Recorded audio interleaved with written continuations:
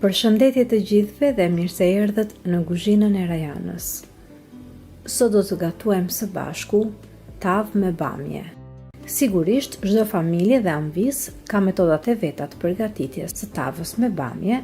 Unë do t'ju tregoj një metodë se si e përgatisim ne në familjen tonë me disa sekrete të vogla në mënyrë të tillë që në fund fare tava të dalë shumë e mirë, forma e bamjeve të mos prishet fare, por edhe bamjet të mos jargosen, pra të mos lëshojnë ato jargët që lëshojnë bamjet zakonisht kur bëhen gjell ose tavë, edhe me një metodë shumë të thjeshtë. Prandaj, le të nisim pa humbur kohë me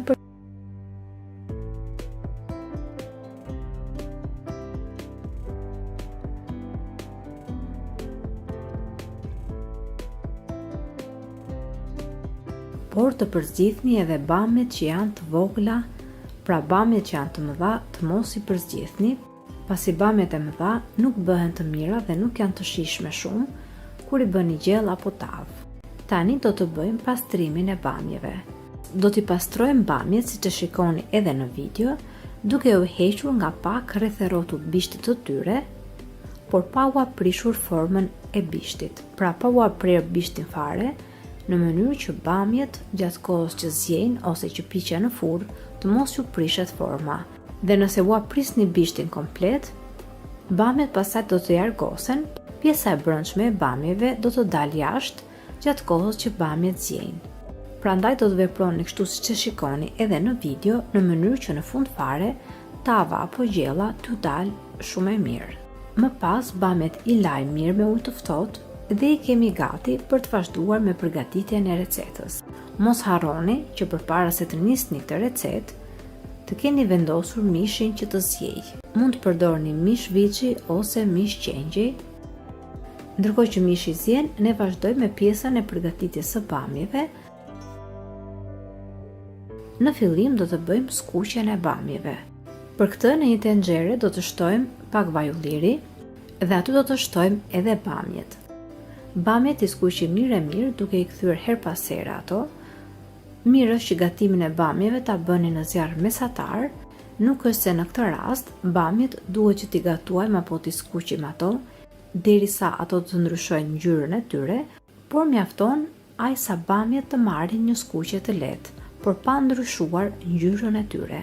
Gjatë kohës që bamjet i keni duke u skuqur, mos harroni të shtoni atyre edhe 1 ose 2 lugë gjelle me uthull. Përdorimi i uthullës në këtë recetë bëhet në mënyrë të tillë që bamjet të mos jargosen. Ky është dhe sekreti kryesor se pse bamjet, duke i gatuar në këtë mënyrë, siç e shikoni edhe në video, nuk do t'ju jargosen në fund fare. Edhe kur bamjet ka marrë një skuqje të lehtë, i largojmë nga tenxherja ose nga tigani dhe në të njëjtin tigan apo tenxhere ku kemi skuqur bamjet, do të shtojmë edhe 1 ose 2 kokra qepe të vogla, të cilat i kemi prerë imët. Gjithashtu po të doni mund shtoni edhe pak hudhër dhe më pas qepën e kaurdisim derisa qepa të zbutet. Gjithmonë gatimin e bëjmë në zjarr mesatar. Dhe kur shikoni që qepa është zbutur aq sa duhet, mos harroni të shtoni tek qepa edhe pak piper të kuq, të shtoni pak piper të zi,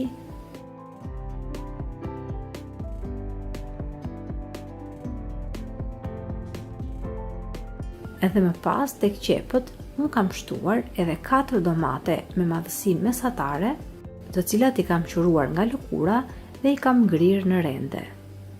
Shtojmë edhe domate tek qepët, i trazojmë mirë ato. Mos harroni të përdorni edhe krip për këtë recetë. Gjithashtu, në këtë pikë në tenxhere do të shtojmë edhe bamjet, do të shtojmë edhe mishin, që është zier pothuajse komplet.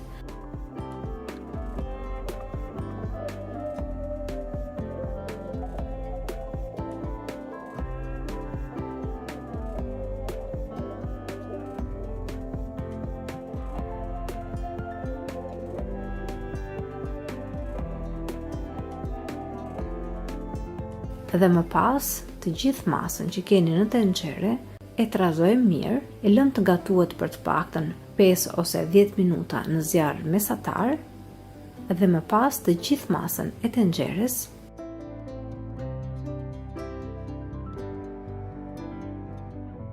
Edhe më pas të gjithë masën e bamjeve në tenxhere e hedhim në tepsi, të cilën do ta fusim më pas në furrë.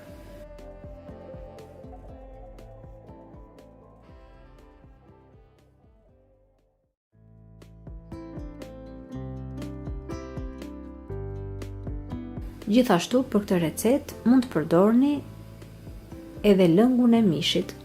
Në këtë rast unë kam përdorur vetëm një gotë nga lëngu i mishit. Nëse doni mund të shtoni edhe ujë në vend të lëngut të mishit.